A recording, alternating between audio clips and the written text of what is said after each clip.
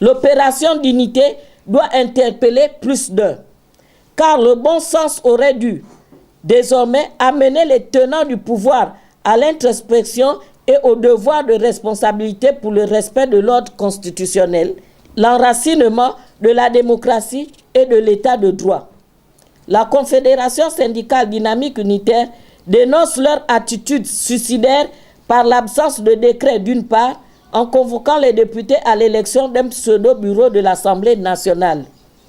Avec la complicité active des partis politiques de l'opposition ayant obtenu des strampotins aux dernières législatives et d'autre part en nommant le nouveau Premier ministre et son gouvernement en violation des articles 15, alinéa 2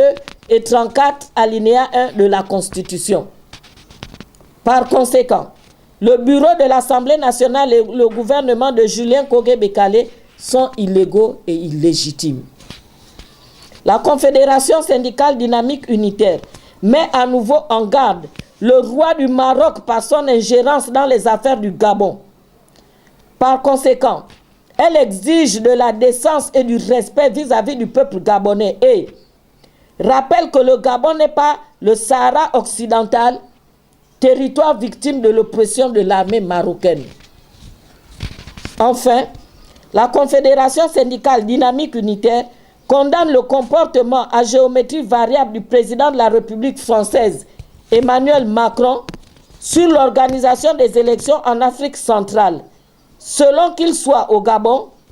au Tchad, au Congo-Brazzaville ou au Cameroun, il galvaude la démocratie et reste aphone.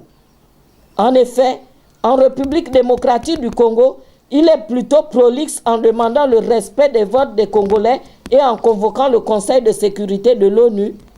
alors qu'au Gabon, il étouffe la vérité des urnes des élections présidentielles de 2016 et camoufle l'état de santé réel d'Ali Bongo Ondimba qui soulève aujourd'hui des agitations de toutes sortes.